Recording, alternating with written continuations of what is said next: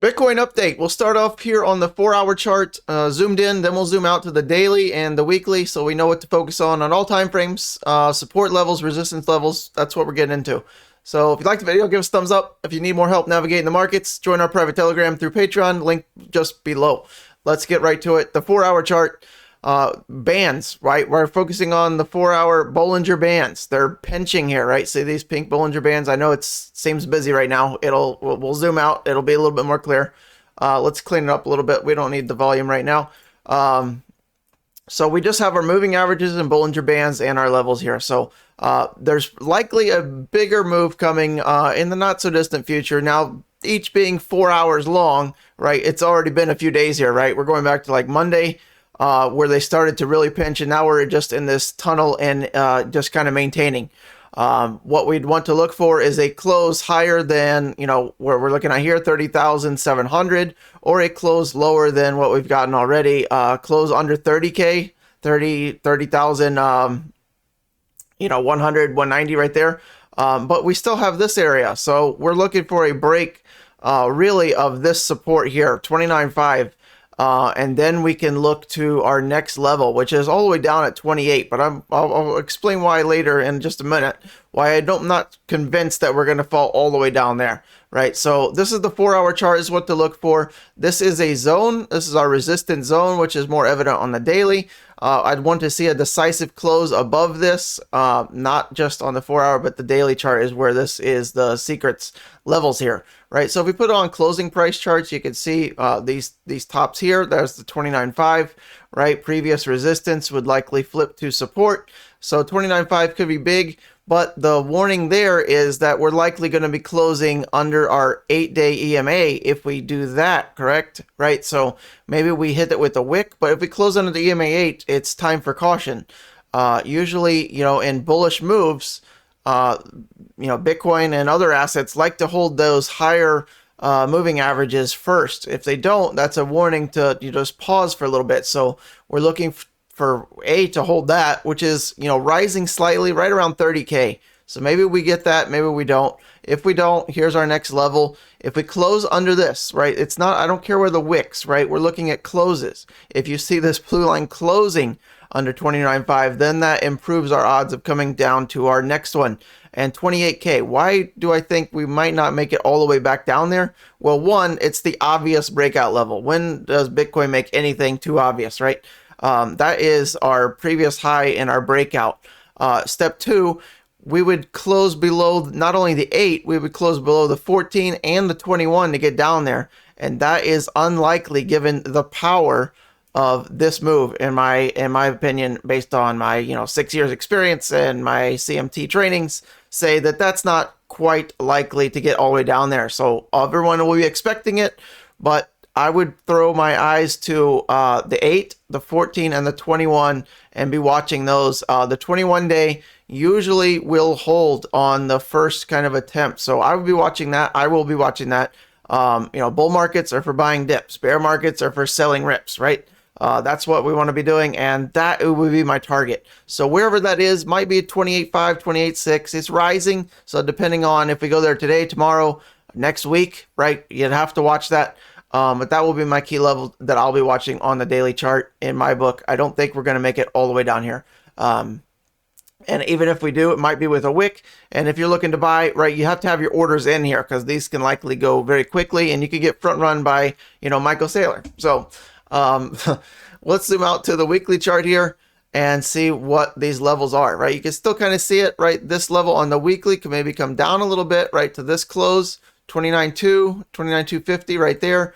The breakout zone, right, resistance zone as it is right now because we have topped it here and here. No breaks. We'd want to be closing above 31, 31.5 really to really get a clean move to the upside. But look at our Bollinger Bands here.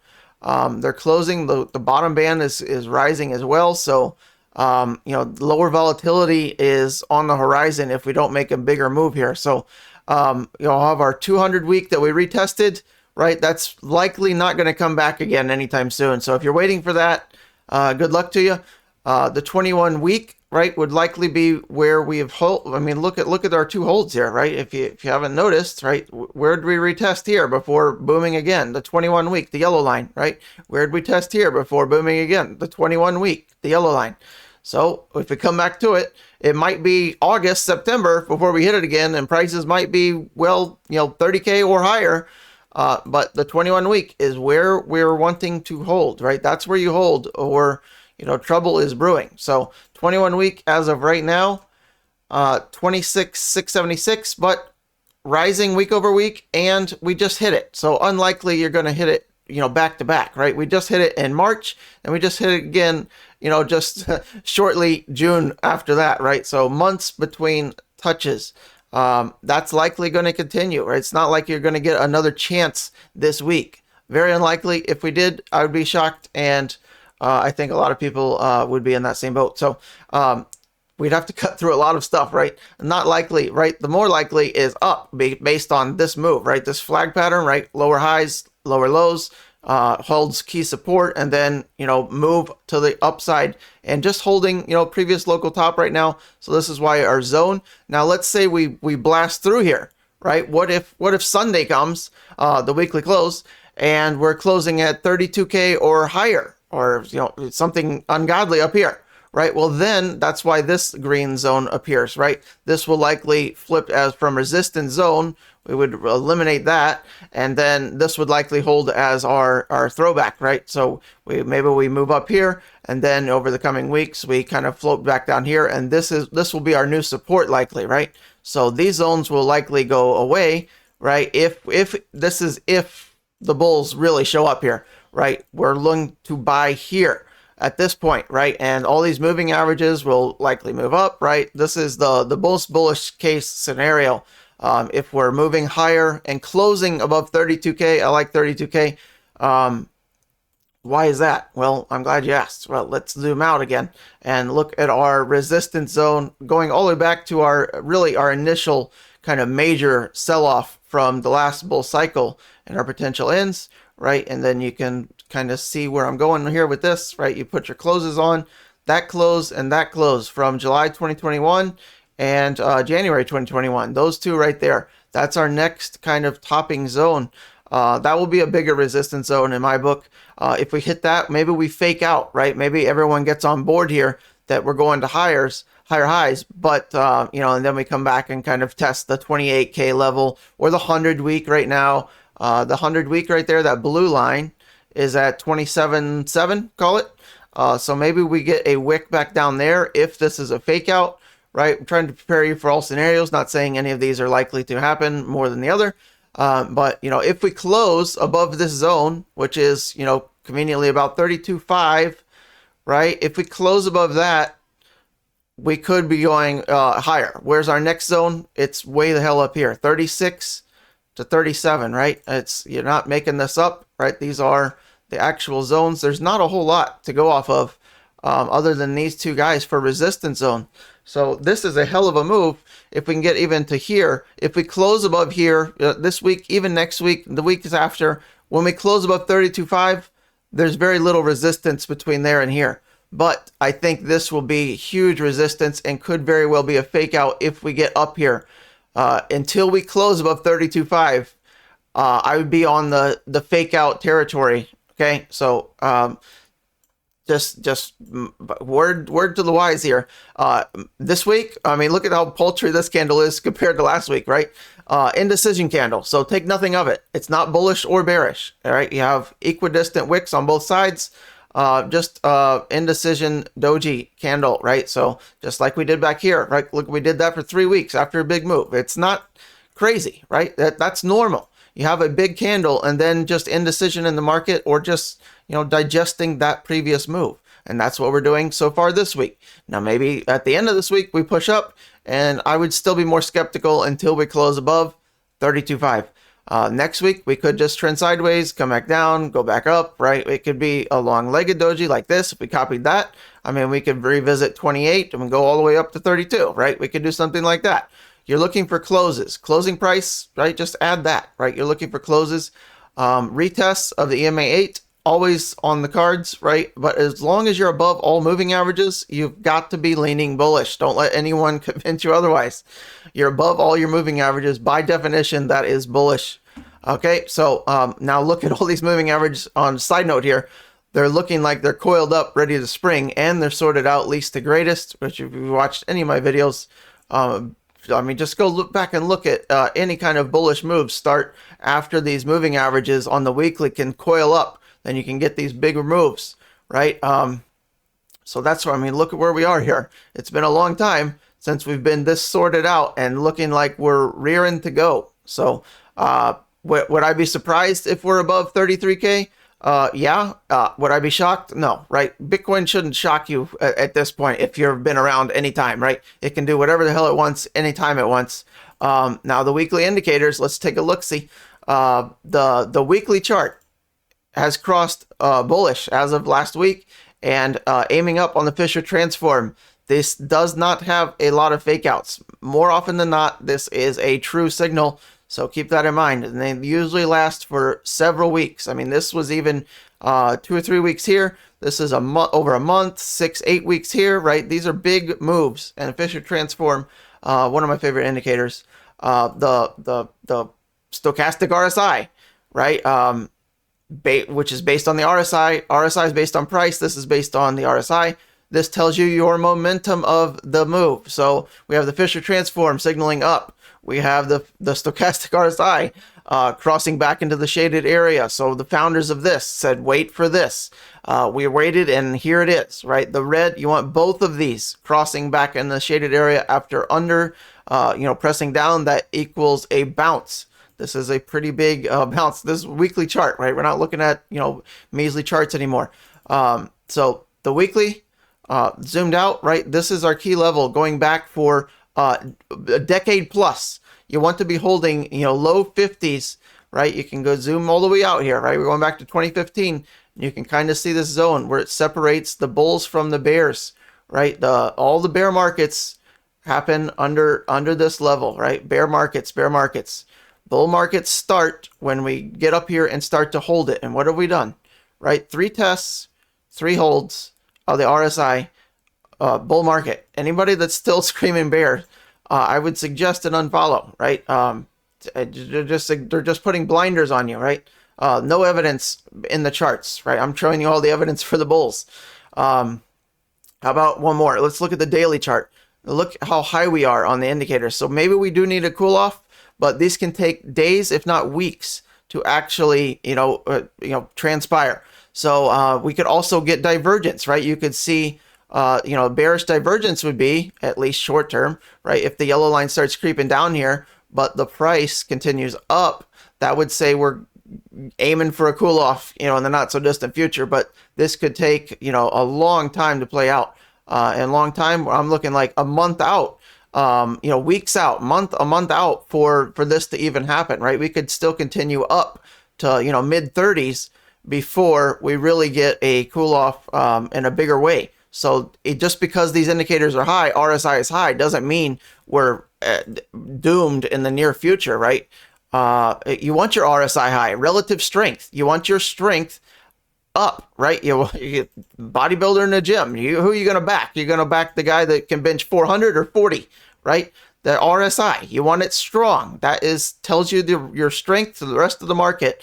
And there's not a whole lot of coins with a daily RSI higher than 68 right now, right? Bitcoin's the man, right? Altcoin season, right? It's Bitcoin season. It's not altcoin season.